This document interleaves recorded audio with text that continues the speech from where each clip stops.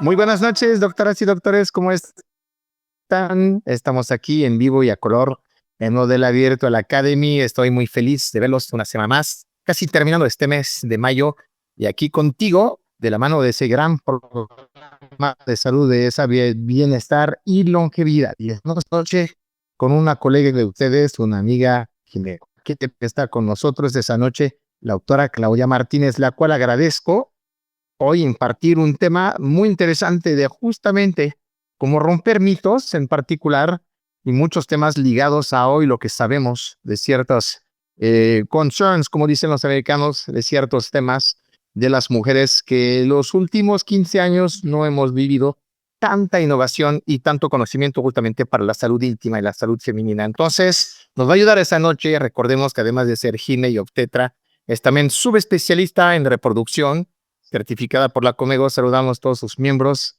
y adscritos y con una sólida trayectoria en la parte clínica. Hoy es adscrita en un hospital de gineco-obstétrica de la clínica número 4 de la Luis Castelazo Ayala y ejerce también en la priva, pero cuenta sobre todo con una formación continua en temas de salud sexual y reproductiva, o cómo hacer que un enfoque integral pueda combinar la parte clínica y también los hábitos y las conductas, aportando su visión bastante amplia y experta en actualizar la salud femenina y su atención integral. Agradecemos mucho esa revolución en la ginecología integrativa moderna. Claudia Martínez, esta noche estar con nosotros. Bienvenida. Estamos en vivo y a color en Model Abierto de la Academy. Bienvenidas, bienvenidos. Adelante, doctora. ¿Cómo estás?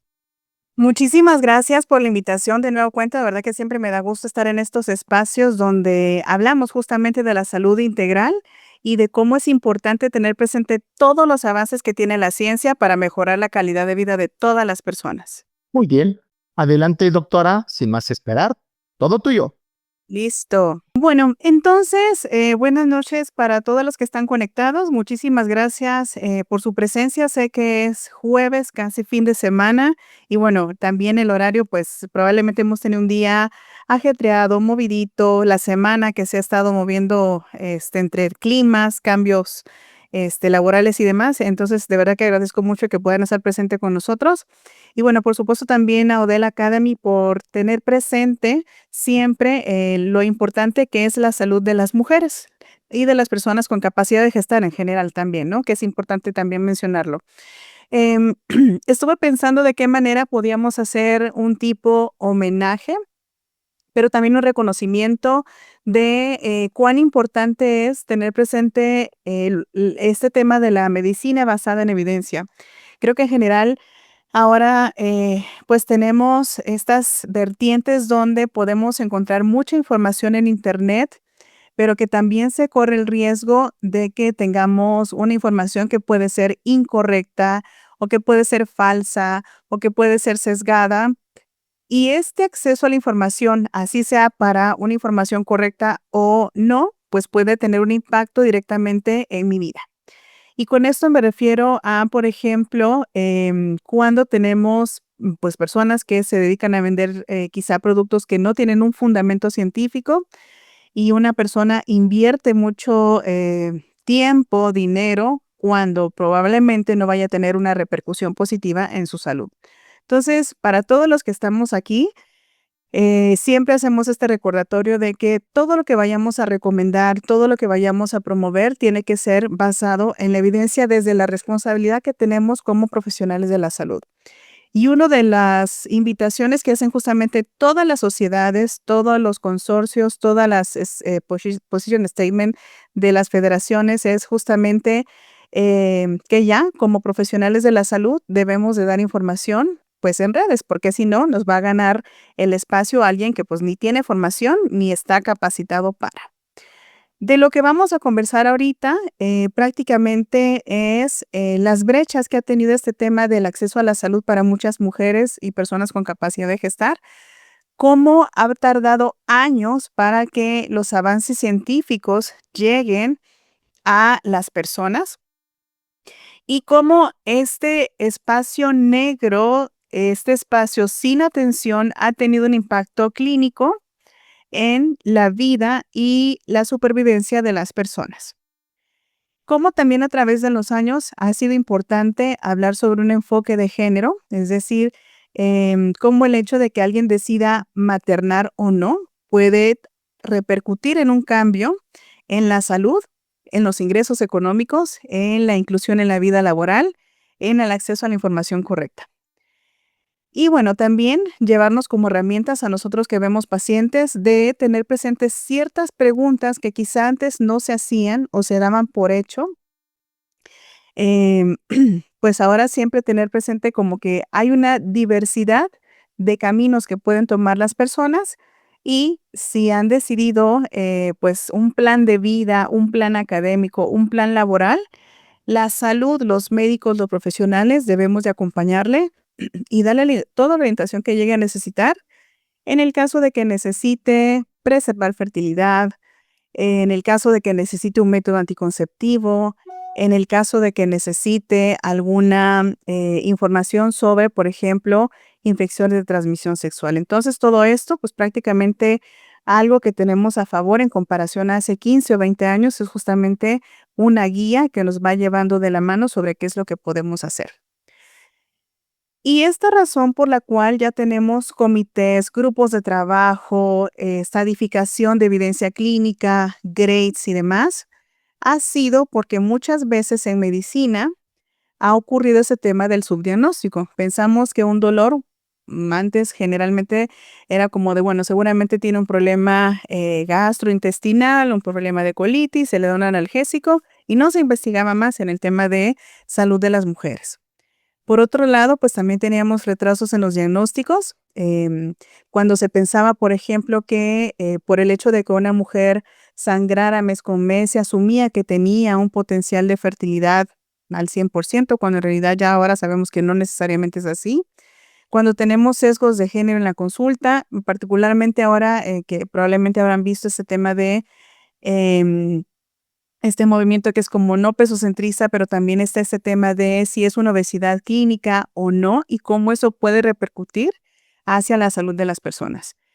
Y en el tema de acceso equitativo, pues la verdad es que lo que todos quisiéramos es que el acceso a la salud fuera oportuno, gratuito, con el más alto estándar y particularmente en el tema de la salud sexual y reproductiva, pues porque obviamente es un derecho que todas las personas merecen, ¿no? Y esta frase que me gustó mucho ahora que estuve leyendo un poco sobre justamente el Día Internacional por la Salud de la Mujer, había un párrafo que sí me hizo como mucho sentido y decía que la mayoría de nuestras pacientes no es que estén mal informadas, sino que están mal acompañadas por el sistema de salud. Y por eso yo les empezaba a decir que es parte de la responsabilidad que nosotros hagamos una difusión para que las mujeres se queden con la información correcta, para que aprendan a diferenciar entre alguien que es un charlatán, alguien que está dando una información incorrecta, que no está basada en evidencia, porque debemos abrigar ese tema de mantener la salud o su salud en todas las etapas reproductivas, desde que es una niña, cuando tenemos que hablar sobre los cambios corporales, incluso sobre prevención de violencia, cuando tenemos una prepuberta que pasa a la adolescencia, cuáles son aquellos cambios esperados, cuál sería un patrón de menstruación normal, si es esperado o no que esto se asocie a un dolor, pero hasta qué nivel podría ser permitido o normal un dolor, una dismenorrea como tal, o si ya amerita un análisis para pensar, por ejemplo, en temas endometriósicos. No tiene mucho que justo JAMA publicó un artículo donde decía, hay factores proinflamatorios que se pueden empezar a presentar incluso desde la adolescencia en el caso de las endometriosis. Entonces, siendo una de las enfermedades que ha sido como más difíciles de comprender, pues ahora tenemos estas herramientas científicas que nos van a ayudar a comprender este tema de salud. Y bueno, ¿por qué es importante hablar de esto? Pues prácticamente por el impacto clínico que tiene hacia la salud de las personas. El hecho de que tú disminuyas tu calidad de vida porque no te puedes embarazar o porque te embarazaste sin planearlo o porque cada vez que te baja tu menstruación estás con un dolor que te incapacita, una inflamación persistente, unos cambios gastrointestinales que te dificultan poder hacer tus actividades diarias, pues obviamente lleva a un desgaste. Y aquí el desgaste pues prácticamente es para ambas partes, ¿no?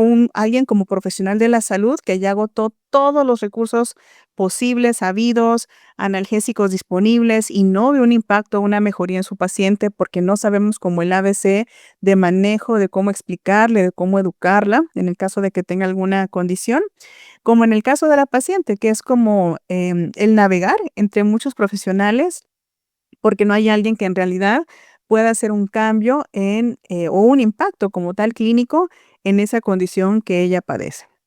Esto generalmente hace que muchas de las pacientes abandonen su seguimiento y seguramente muchos de ustedes lo verán en la consulta privada, como a veces tenemos pacientes que se empiezan a sentir bien y medio continúan su tratamiento, pasan 1, 2, 3 años, empiezan a sentir alguna molestia de nueva cuenta y regresan. Y entonces es como este tema de volver a empezar desde cero, cuando ya se tenía un avance, cuando se pierde un seguimiento, porque justamente no hubo como un acompañamiento correcto de todo el panorama que debía entender la usuaria. Por ejemplo, en el caso de ahora el SOMP, que antes era el SOP, pues cómo es importante entender que no son tratamientos que van a ser de un corto periodo, sino que generalmente son tratamientos de largo periodo. Pero también, por otro lado, como muchas veces no conversamos sobre el tema de la salud sexual y reproductiva, cómo omitimos muchas preguntas sobre sexo seguro, sobre condiciones de prácticas sexuales que puedan ser de riesgo. Si no preguntamos, por ejemplo, si esta persona necesita hablar sobre un método anticonceptivo, porque nunca se quiere embarazar o porque quiere buscarlo a mediano plazo y asumimos que, bueno, por estar casados buscan reproducción cuando no necesariamente va a ser así. Y con el tema del derecho a la salud, particularmente mujeres, cómo se ha venido haciendo esta lucha a través del tiempo en el acceso a servicios de interrupción del embarazo seguro, ¿no? Que es una conversación que ya se ha tenido antes en Planeta V, donde justamente se toca como este tema de la importancia de dar acceso oportuno. Y no menos importante, como otro polo que también puede estar presente, el tema de la infertilidad. Cómo a veces llega tan tarde la información y puede la edad de la persona, de la mujer, imposibilitar que se puedan embarazar de manera natural. Y yo siempre en la consulta les digo, o sea, no es que no se pueda lograr un embarazo a los 40, 42, 47, sí se puede, pero no es lo mismo que se dé de manera espontánea cuando tú tienes 25, 28, 32 años, a que ya necesites un acompañamiento, un profesional de la salud porque ya hay problemas de ovulación, porque ya hay baja reserva ovárica, porque ya tenemos insuficiencia ovárica, porque el otro 50% que es la pareja, el aporte de espermas no tiene una condición óptima. Y bueno, ¿cómo se va retrasando todo esto hasta que se logra la gestación deseada, ¿no? Y obviamente esto atraviesa también el tema de los costos. Mucha de esta información, por supuesto, que viene acompañado de lo importante que es tener una excelente calidad de sueño, ¿no? Como a veces necesitamos tener un espacio tranquilo, pero entonces también necesito antioxidantes que sean de excelente calidad, pero también necesito tener un poquito de aporte de melatonina porque me está costando mucho conciliar el sueño, pero también es importante tener ese tema de disminución de los radicales libres, utilización de antioxidantes, todo aquello que pueda disminuir los procesos proinflamatorios que no favorecen condiciones de embarazos sencillos o espontáneos.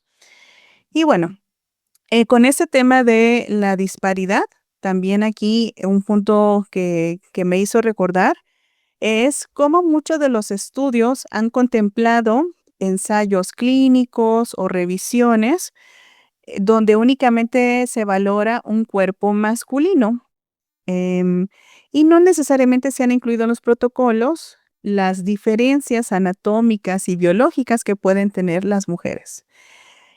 Un ejemplo de esto es justamente las manifestaciones cuando tenemos un infarto agudo de miocardio. las manifestaciones que tiene una mujer en la transición hacia la menopausia en comparación a un hombre que entra hacia la andropausia y cómo pueden cambiar las necesidades, el aporte calórico que puede llegar a tener cada una de estas personas en comparación a cuando están jóvenes, en etapa media o en etapa tardía. Y algo que también, bueno, eso hablando como en el tema de lo biológico, pero en el tema de lo social y lo cultural, pues un ejemplo justo fue el tema de COVID-19. Antes de COVID-19, pues digamos que no es que el sistema de salud fuera perfecto, pero teníamos un servicio de salud que contemplaba, por ejemplo, el ejemplo más tangible es métodos anticonceptivos. Se vino la pandemia, se tuvo que hacer una redistribución de los insumos, de los profesionales, todos los esfuerzos dirigidos a la supervivencia de las personas por el COVID-19 y se eliminaron de tajo servicios de salud sexual y reproductiva en particular. Y esto porque lo vimos en los hospitales, lo vimos en los institutos nacionales, se hizo una eliminación de la compra de métodos anticonceptivos. De hecho, muchos de los métodos anticonceptivos que llegan del otro continente, pues difícilmente podían llegar a Latinoamérica. Eso pues obviamente derivó en embarazos no planificados, forzados, etcétera.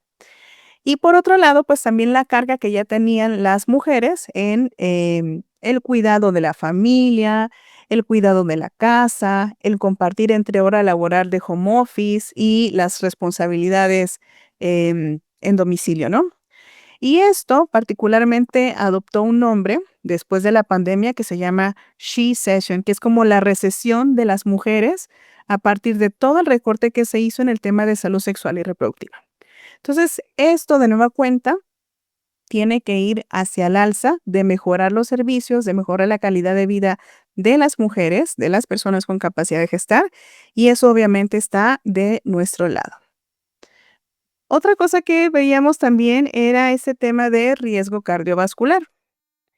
Cuando nosotros hacíamos una comparación de la esperanza de vida, la calidad de vida en la etapa tardía y hacia la transición hacia la menopausia, hubo un cuadro comparativo, que es un artículo que está en la página de Circulation y esta tablita se las coloqué con esa intención.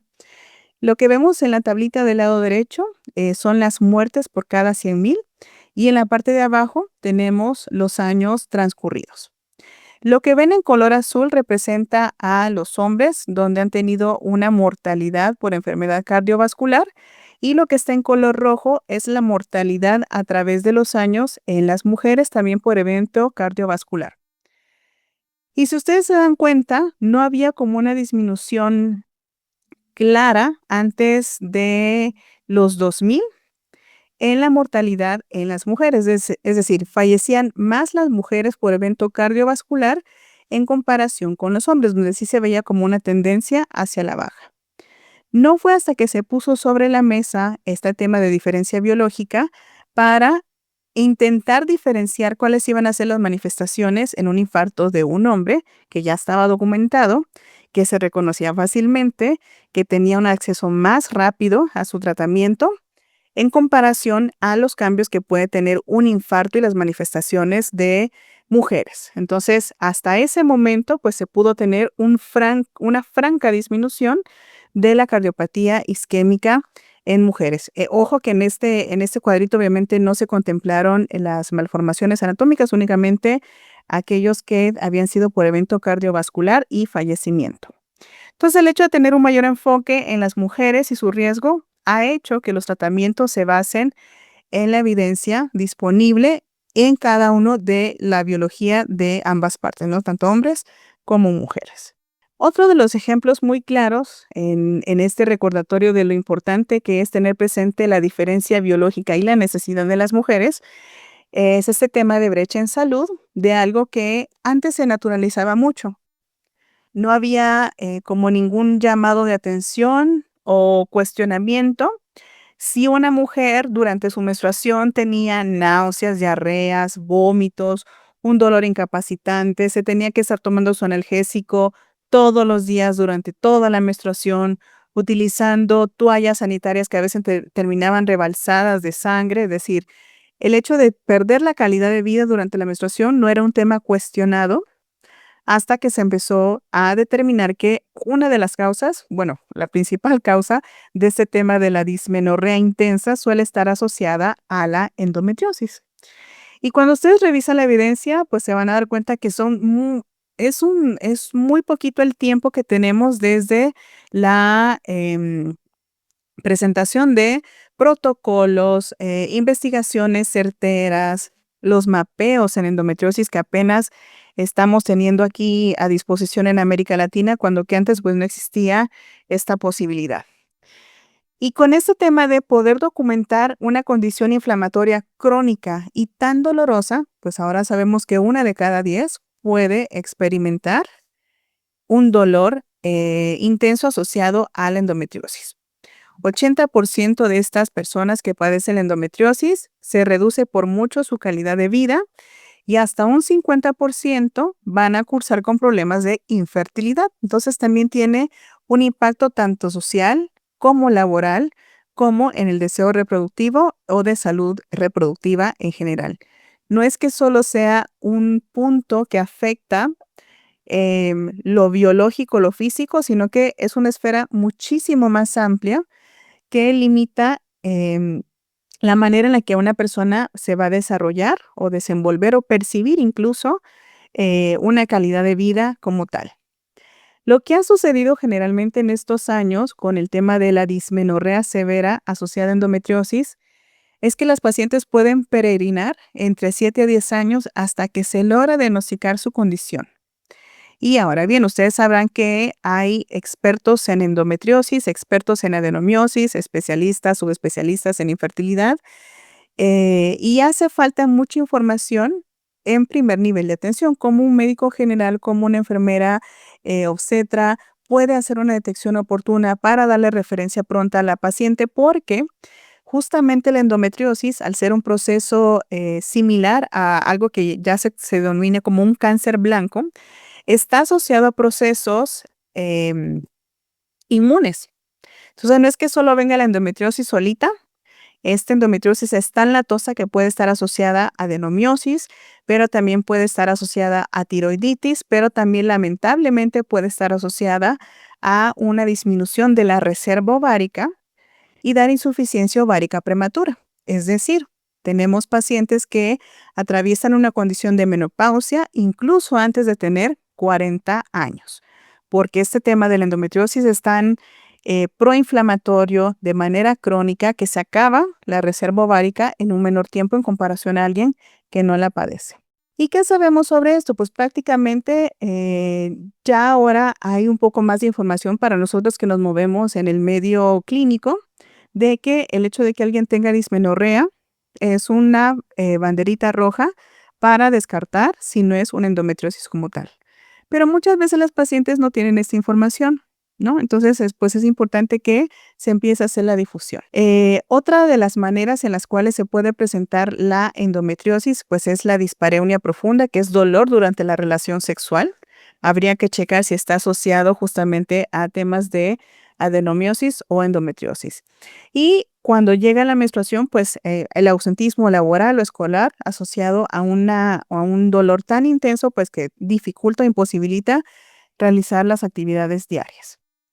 Y bueno, datos interesantes. Antes teníamos muchos hipótesis de cuál era el desarrollo o el inicio de la endometriosis, si era así como la gallina o el huevo, no sabíamos, pero la verdad es que ahora ya tenemos metaanálisis, ya se empieza a investigar el complejo genómico para saber si hay algún cromosoma en específico, algún loci en particular que se exprese más.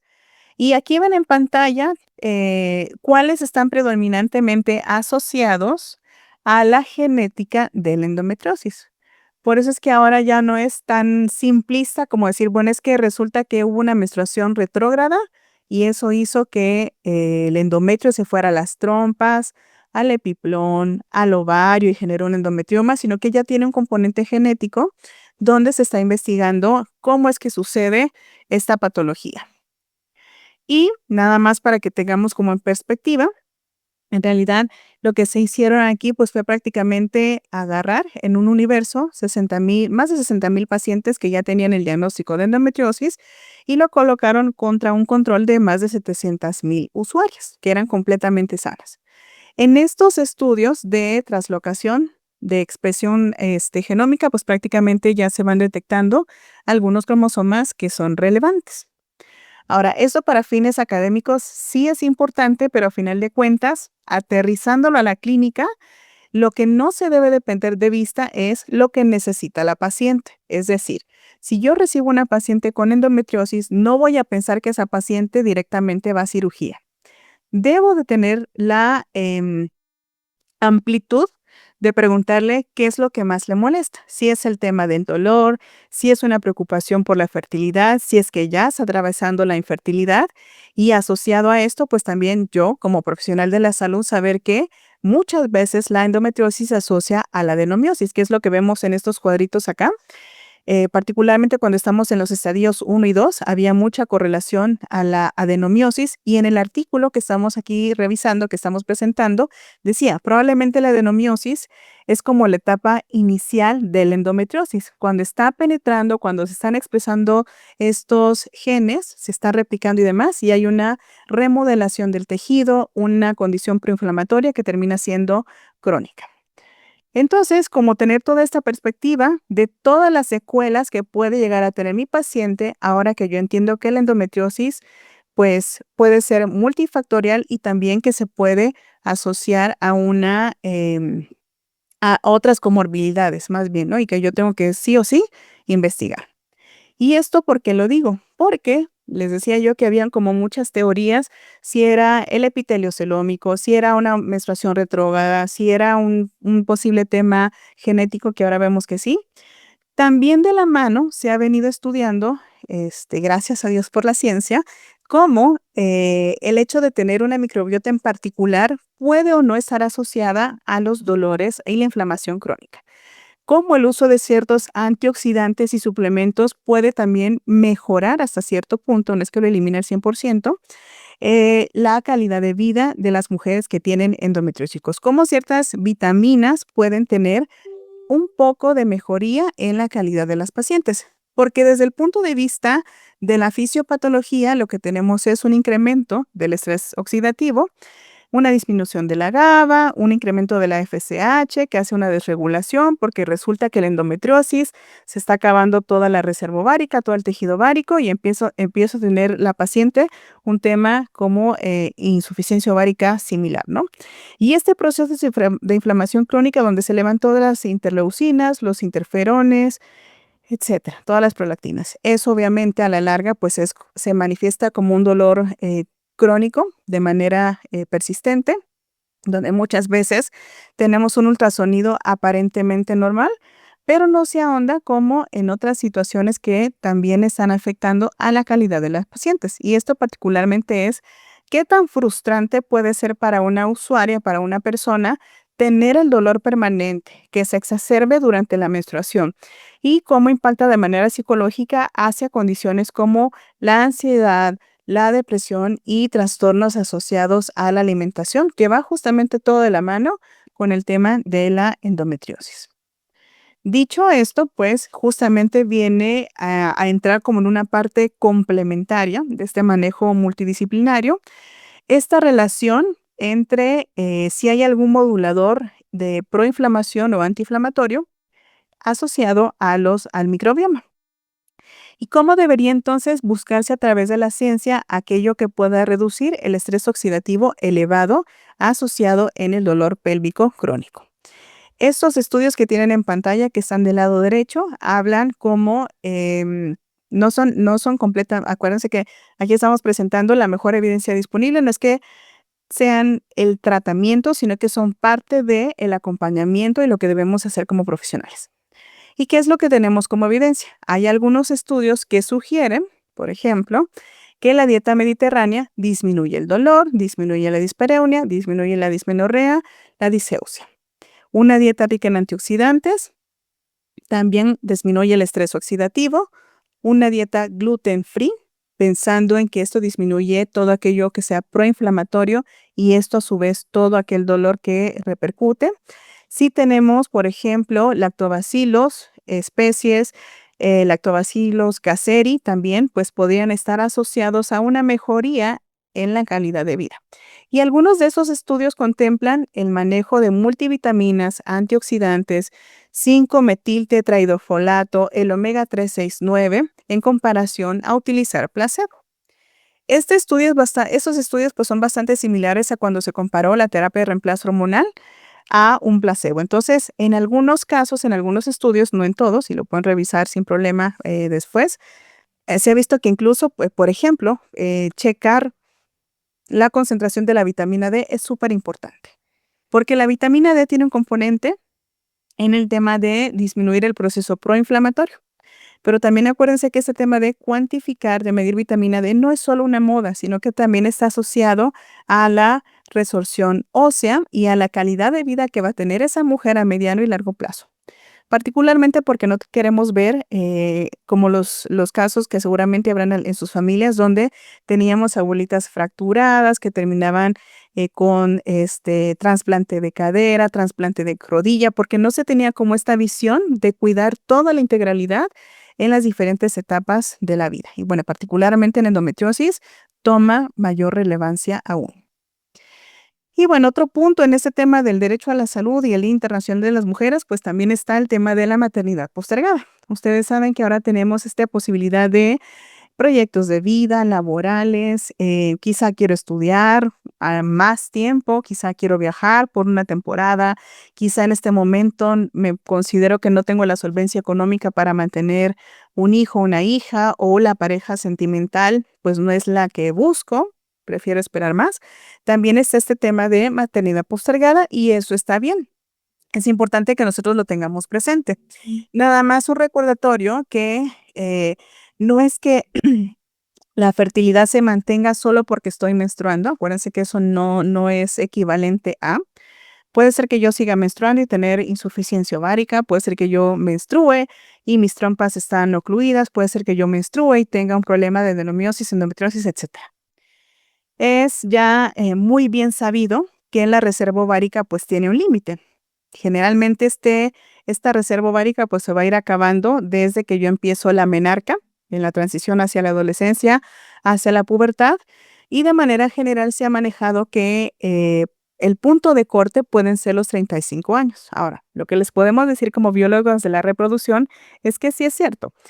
Generalmente se toma como punto de corte este periodo entre los 32 a 35 años, porque después de eso puede ser que yo tenga por ultrasonido una imagen de folículos, pero esos folículos por genética, por tiempo, por edad, van a ir disminuyendo en calidad, van a ir disminuyendo en cantidad y se pueden asociar a problemas cromosómicos cuando se llega a fecundar ese ovocito. Entonces, también de la mano viene otro punto que viene a impactar mucho en la salud reproductiva o en la posibilidad de poderme embarazar. Si resulta que utilizo gelish, pinturas, perfumes, si me expongo a BPA, si me expongo a, no sé, tantas cosas, incluso la air fryer está asociada a problemas de infertilidad, las pantallas, la calidad de agua, la calidad de la alimentación, el estrés oxidativo, alimentos de comida rápida, todo eso también tiene un impacto directo en el tema de la reserva ovárica. Entonces, mi paciente debe de estar consciente que si dentro de su plan está maternar, hay de dos, o lo busca en el periodo que ella decida, pero particularmente si lo va a hacer después de los 32, 35, tener presente que puede estar asociada a una disminución natural de la reserva ovárica. Y esto que les decía, en realidad la reserva ovárica es algo muy silencioso, pueden ser cambios muy sutiles. A veces los pacientes nos dicen, pues es que este mes se me retrasó 5 días, pues es que este mes se me retrasó una semana, pues es que este mes ya más bien este año ya pasaron 3 meses y ya no la volví a ver. Entonces son cambios muy sutiles y bueno, que lo que nos ha dicho la ciencia es justamente que es esperado que tengamos una disminución de la reserva ovárica a medida va pasando los años. Entonces, pues informar a las usuarias que existen posibilidades.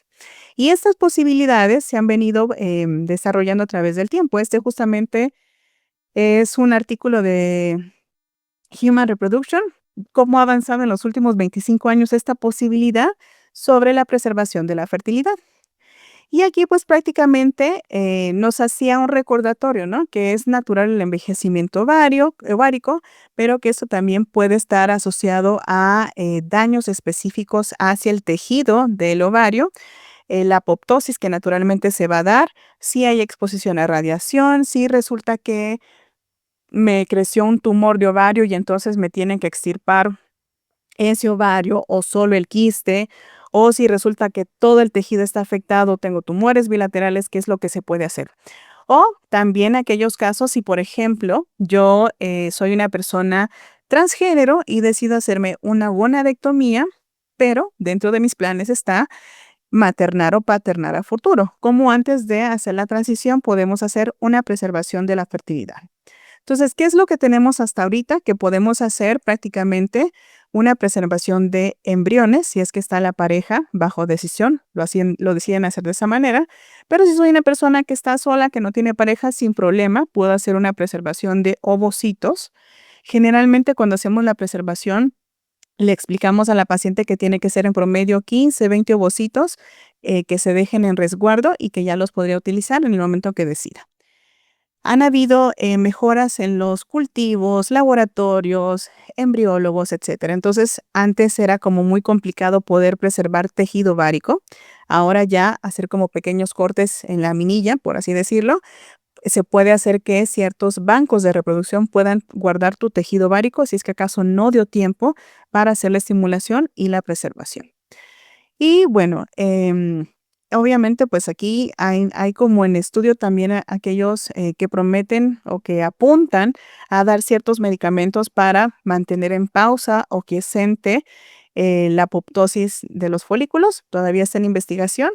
Y otro que habla de gametogénesis in vitro, que es pues ya también otra de las opciones, que no está tan alejado de las películas que vemos, ¿no? Entonces, cuando hablemos de tema de preservación de fertilidad, piensen en todos los escenarios posibles. Preservación de fertilidad, hay varios perfiles candidatos. Si tiene un plan de maternar después de los 32, 35 años, hablemos de preservación de fertilidad. Si es una persona que va a hacer una transición de género, hablemos de preservación de fertilidad. Si es una paciente que va a entrar a un protocolo porque tiene cáncer cervical, cáncer uterino, cáncer ovárico, lo que quieran, hablemos de fertilidad. Incluso en los hombres también cáncer testicular.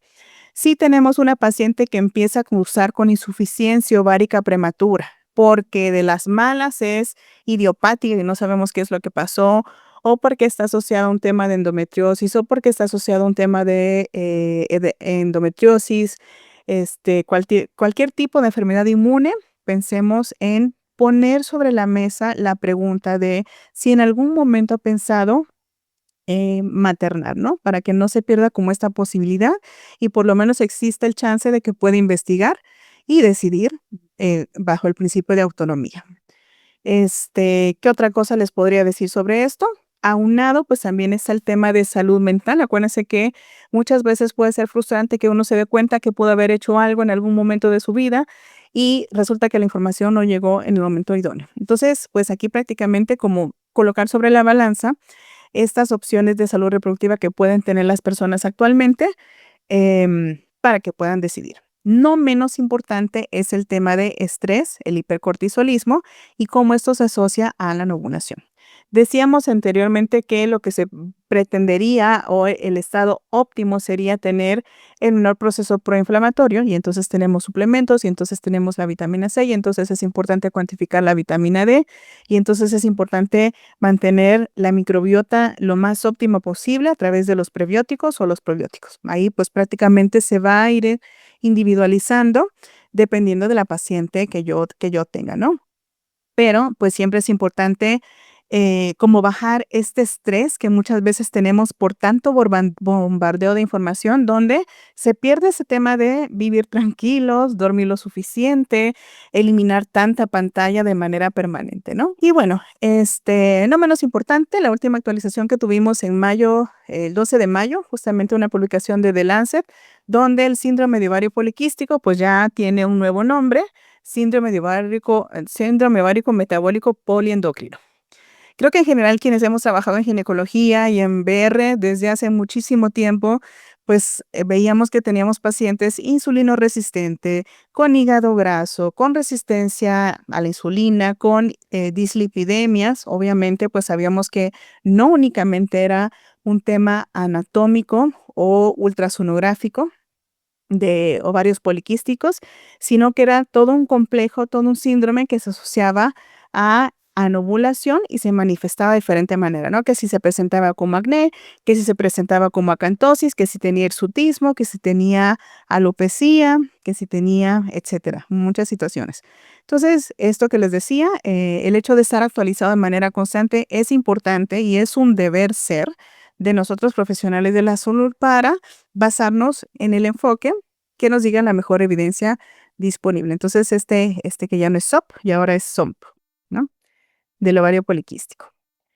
Y bueno, ya para ir cerrando, pues prácticamente acuérdense que hay un universo de pacientes bien diferente, cada paciente es diferente y cada una merece respeto.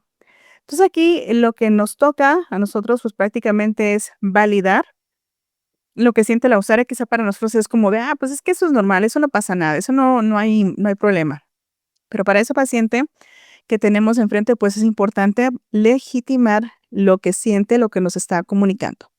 Y hay una herramienta muy práctica que literal se llama validar, que lo tengo en esa parte de acá abajo de la diapositiva. Validar significa que se visibiliza, ¿no? Le estoy diciendo a la paciente, pues sí, eso que tú me estás mencionando es importante, a ti te preocupa, adelante. Vamos a acoger a esa paciente dentro de esta preocupación que trae, vamos a legitimar lo que nos está conversando y la verdad es que no perdemos nada, más bien es un deber ser el investigar si hay algo más. Si mi paciente me dice, pues es que resulta que me bajó cada 28 días el mes pasado, pero cada 21 días, vamos a checar si es un tema porque ya está en etapa reproductiva media, tardía, puede estar asociado a un problema de tiroides, etcétera. Vamos a investigar, no perdemos nada. Justamente por eso llegan las pacientes a nosotros. Y lo que menos queremos es que busquen información incorrecta, se tomen remedios que quién sabe qué serán, sino que más bien ir acompañando. Y otra cosa que es bien importante, es decidir en conjunto.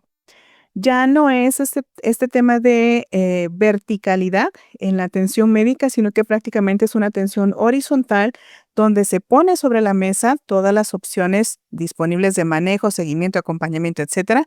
Pero quien decide al final qué es lo que quiere, qué es lo que necesita, a qué le funciona más en sí, pues es prácticamente la paciente y la vamos a acompañar y por supuesto siempre todo irlo documentando para ver si hay que hacer un retroceso, una reevaluación y por supuesto, pues porque eso nos pide la norma, ¿no? De documentar correctamente en un expediente clínico. Y bueno, salud reproductiva y planificación informada. Este es lo relevante. Debemos de pensar cómo, cuándo, dónde y qué es lo que necesita la paciente que yo tengo enfrente. Y de manera general, ponemos un ejemplo aquí.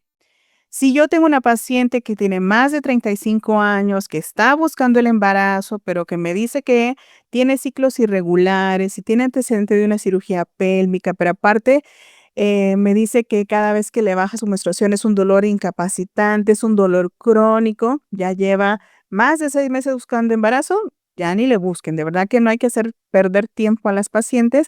Hay que empezar con sus multivitaminas, antioxidantes, checar si tiene hipovitaminosis, checar la reserva ovárica, checar cómo está la pareja. Porque lamentablemente en reproducción no es que podamos resolver las cosas de la noche a la mañana, no es que la paciente venga en enero y ya para febrero la voy a apoyar para que logre su embarazo, su beta positivo. Muchas veces pueden tardar años los tratamientos de infertilidad.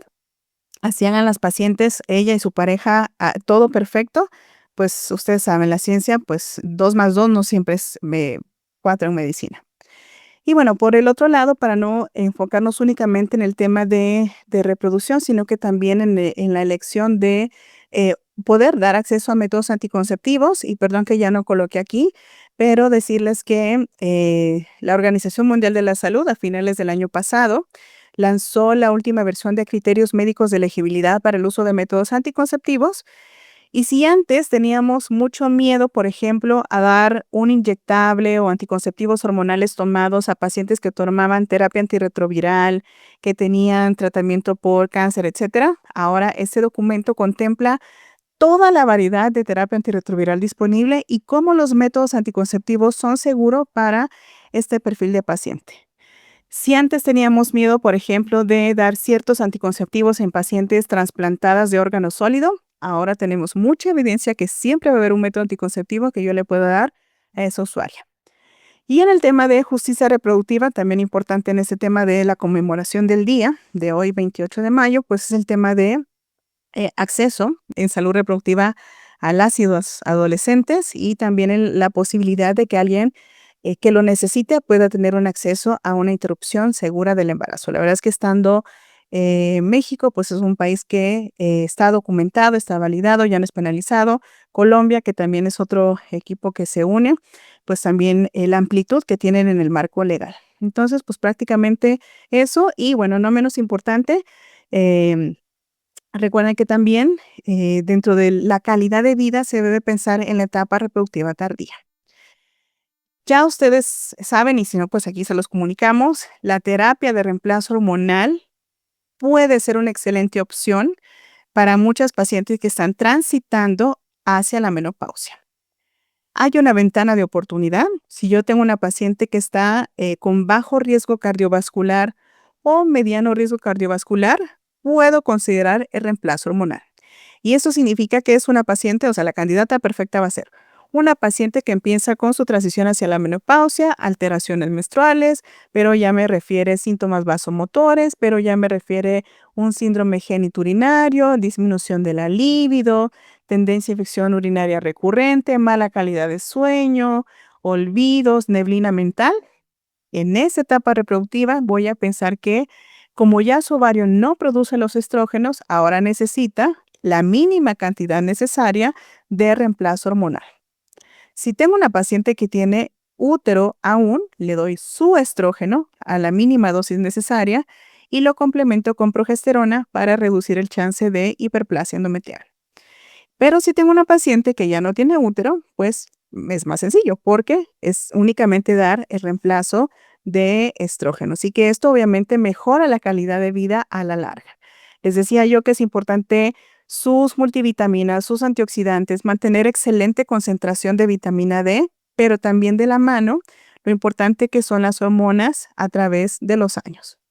Y esto va en relación a la mineralización ósea. Como este mínimo cambio, tener presente dar reemplazo hormonal, va a hacer incluso que mi paciente a la larga pueda tener menos chance de osteoporosis u osteopenia. No es que sea tratamiento como tal, pero sí se ha asociado a mejoría en la resorción ósea y por supuesto también al tema de calidad de vida y emocional. Y bueno, ya cerrando, pues prácticamente decirles que dentro de las conclusiones en este Día Internacional por Acción a la Salud de las Mujeres, em, el escuchar también es parte del deber ser, como nosotros siendo profesional de la salud.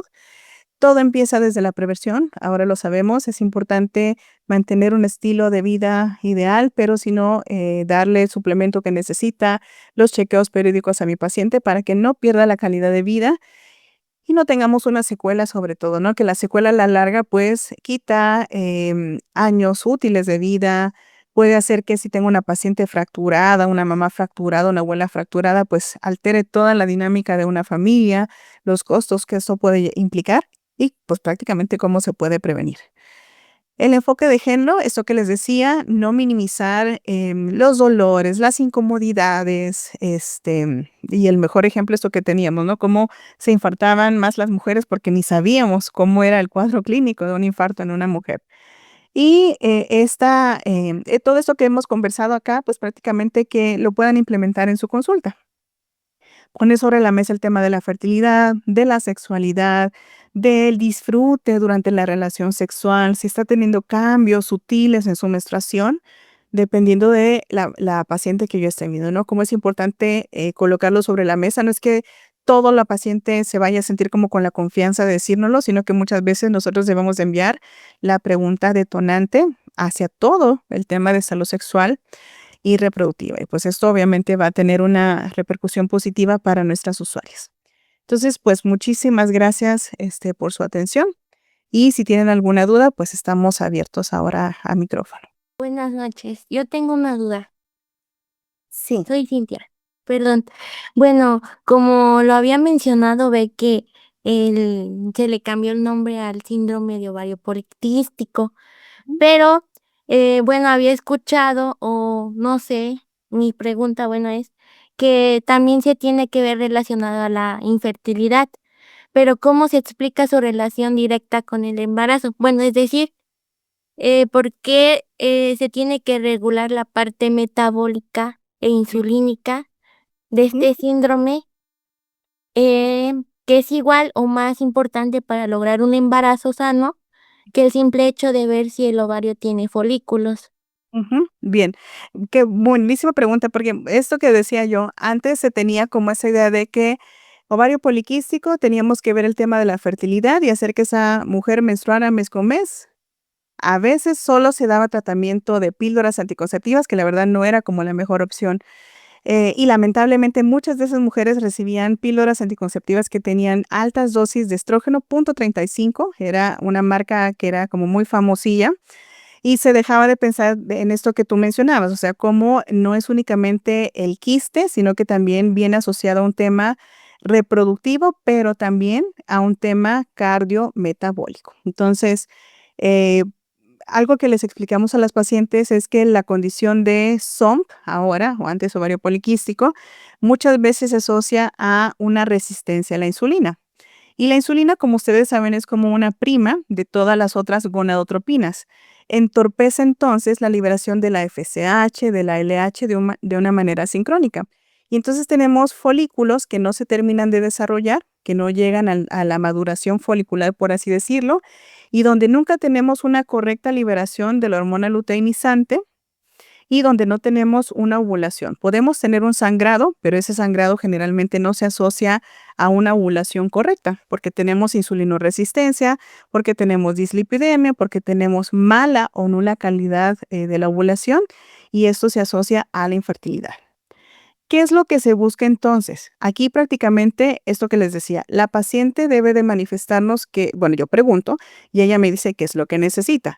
Si me dice, yo ahorita no tengo planes de embarazarme, doctora, entonces me voy a enfocar a mejorar su dislipidemia, el ejercicio, la calidad de la alimentación, etcétera, ¿no? Y bueno, acuérdense que ahora también ya tenemos varias opciones de tratamiento para mejorar. Ya no es únicamente la metformina, hay muchas otras opciones que después se van a conversar. Y me enfoco a eso. No quiere embarazo, entonces me enfoco al tema metabólico. Pero resulta que entonces sí, ya lleva buscando 3 años el embarazo, ya sabemos que es ovario poliquístico. Me enfoco, por supuesto, a la base de mejorar lo metabólico, porque si metabólicamente está mal esa paciente, tiene insulina alta, glucosa alta, hemoglobina glicada alta, que es el récord de los últimos 3 meses, está destinada a tener un alto riesgo de aborto espontáneo por la mala calidad ovocitaria, suponiendo que el esperma está perfecto, ¿no? Y también mayor riesgo de que desarrolle diabetes gestacional. Entonces, hacerle conciencia de que no es únicamente la imagen del ovario poliquístico, porque algunas ni siquiera tienen eso, muchas veces solo es hiperandrogenismo, irregularidad menstrual, es importante que lo entienda, porque si su intención es gestar, pues por supuesto que queremos que ese desenlace sea un recién nacido vivo en casa, pero un recién nacido vivo en casa y sano, no un recién nacido que por el descontrol metabólico atravesó con restricción del crecimiento o que se fue al extremo de un producto macrosómico. No sé si con eso respondo a tu pregunta.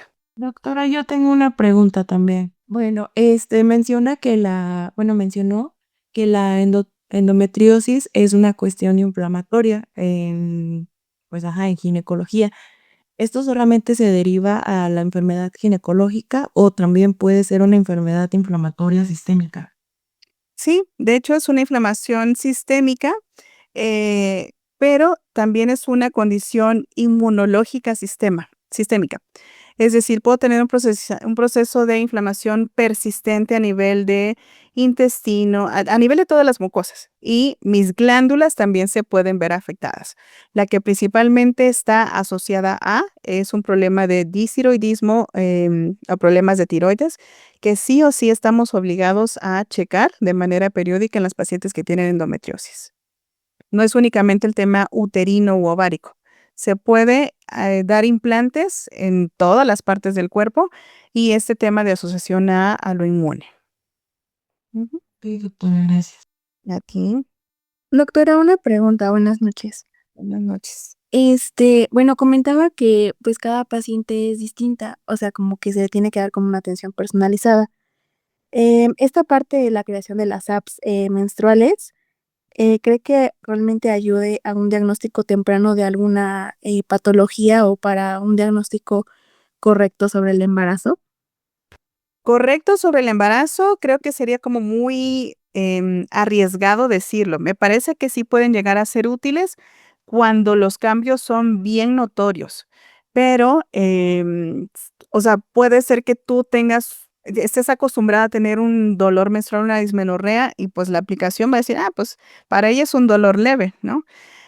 O sea, de cualquier manera, sí está bien que las personas tengan aplicaciones, que nos ayudemos de las herramientas tecnológicas, eso es bueno, sirve, pero no sustituye la valoración clínica.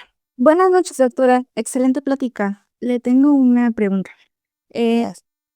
En el tema de postergar la maternidad, ¿qué opina del uso cada vez más frecuente de la hormona antimuleriana como esta herramienta de tamizaje rutinario que hace cada vez en mujeres jóvenes? ¿Cree que realmente aporta valor en la consejería reproductiva o podría generar ansiedad o sobreinterpretación en cuanto al tema de reserva ovárica y que las pacientes jóvenes pues empiecen a estresar y tratar de someterse a procedimientos pues para preservar la fertilidad? Sí, concuerdo con lo último que dijiste, doctora. Puede ser alarmante y en alguna de las diapositivas colocaba eso, o sea, damos la información, mas no podríamos garantizar que el futuro reproductivo va a ser oscuro, negro, imposible. Se tenía como esa tendencia, es como todo en medicina, ¿no? Tú tienes una nueva herramienta y pues procuras como utilizarla, explotarla, tenerla presente. Ya ahora lo que nos dice la recomendación es que la hormona antimuleriana no es obligatoria.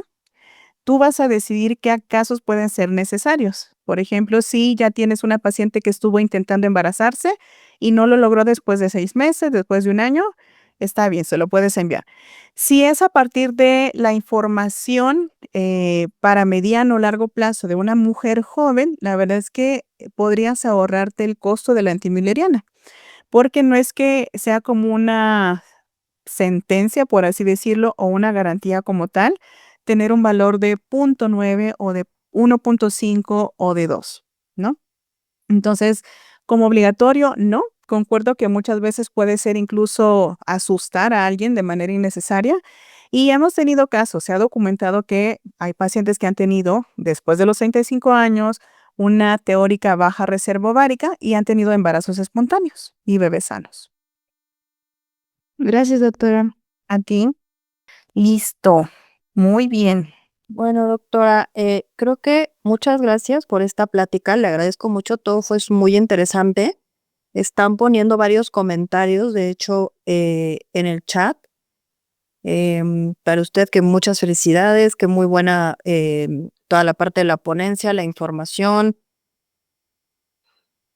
Si tienen algunas otras más preguntas, les pediría por favor si pueden abrir su micrófono y hacerlas, porque veo que están poniendo algunas otras dudas y comentarios en la parte del chat. Sí, bien. Dice por acá Verónica Nava, gracias por la felicitación. Desde una perspectiva integral y únicamente reproductiva, exacto. No es que seamos cuerpos reproductivos, también somos personas como tal y se debe ver desde la integralidad. Ujú. Muy valioso que se enfatice la importancia de escuchar y acompañar. Correcto, concuerdo. Bien. Dice, considerando que puede tardar años en diagnosticarse la endometriosis, el dolor menstrual se normaliza. Justo, era lo que sucedía antes. Era como de, pues es normal que uno se doble del dolor durante la menstruación y ahora sabemos que no. ¿Qué considera que tendría el mayor impacto en la salud reproductiva de las pacientes? Pues prácticamente estos chats, justamente estos webinarios, perdóneme, justamente sirven para acercar la información. Si yo soy su médico de primer contacto, su médica, médico general o su enfermera incluso que está atendiéndole en la comunidad, su promotor de salud de la comunidad, pues debo de saber que no en el 100% de los casos es normal tener la dismenorrea y debería de solicitar una valoración por ginecología o alguien especialista en la condición. Bien, endometriosis se perpetúa por un estado de hiperestrogenismo local y una marcada resistencia a la progesterona que altera el ciclo celular. ¿Cómo podemos traducir ese desbalance hormonal a través de la divulgación médica para que los pacientes entiendan que su dolor crónico tiene una base bioquímica real y no es un umbral bajo del dolor? Bueno, esto que les decía. No sé qué tanto andarán ustedes o por qué a mí en el algoritmo me salen como estos talleres de limpieza, sanación, tés que aparentemente van a quitar miomas, etcétera. Entonces, digo, hay que contrarrestar eso, es parte de nuestra obligación ahora. Dar información, o sea, nosotros como personas estudiadas, graduadas, ya investigadas, por ejemplo, de medicina basada en evidencia, hacer llegar la información a las pacientes. Y reserva ovárica y fertilidad, ¿qué tan cierto es pensar que tener buena reserva ovárica garantiza el embarazo? Ay, qué buena pregunta, Melissa. Pues fíjate que no. Puede ser que yo sea una persona joven, con un buen volumen ovárico, con un ultrasonido que tiene buen recuento folicular, pero puedo tener una alteración de trompas de falopio, puedo tener una alteración anatómica, endometrial. Entonces, es como toda una integralidad. Todos los que estamos aquí presentes, literal, es una maravilla haber pasado, saltado todas las barreras, porque somos la especie más imperfecta. Y digo, ser joven, tener buena reserva ovárica no es una garantía de poder lograr el embarazo. Hay muchas cosas cromosómicas, espermáticas, metabólicas, anatómicas que pueden imposibilitar que se logre la gestación. Y dice, con lo que puso de que la vitamina D y la dieta mediterránea ayudan al dolor, ¿usted se ha visto que a las pacientes les cambia mucho la vida solo con mejorar la alimentación o a fuerza necesita el medicamento? No es que haya una solución única, todo es complementario. Hay nutricionistas, nutriólogas encargadas de poder acompañar a las pacientes en alimentación que sea antiinflamatoria o lo menor inflamatoria posible, pero eso no elimina que mantenga su multivitamina, su antioxidante, su excelente concentración de vitamina D, y si llegan a necesitar un anticonceptivo, dárselo. Y si tenemos que suprimir focos endometriósicos, un dispositivo intrauterino medicado, etcétera, ¿no? Dependiendo de lo que necesite. No sé cuánto tiempo más tengamos, creo que ya nos pasamos. Dice, también debería cambiar la forma en la que se diagnostica y tratamos a las pacientes, dejando de centrarnos solo en la reproducción. Excelente. Ajá, salud metabólica, sí. Y esto que tú mencionas, Naomi, es importante porque cuando hablamos sobre terapia de reemplazo hormonal, hay un estudio muy bonito está en Circulation, en el American Heart Association, donde habla que todo el descuido, el desamparo que se ha tenido desde la adolescencia hasta que llegan a la menopausia, repercute justamente en la salud cardiovascular de las pacientes. Entonces, siempre es pensar como a mediano y largo plazo, no solo en el momento que voy a ver a la paciente, pensando a corto plazo. Gracias, Leslie. Doctora, agradecemos muchísimo que haya tanto interés de verdad en esta parte del tema. Sí. Si nos puede apoyar a leer 2 preguntas más y ya cerraríamos la parte de este webinar. Sin embargo, obviamente, si existen más preguntas, pues con mucho gusto se las podemos compartir a la doctora posteriormente.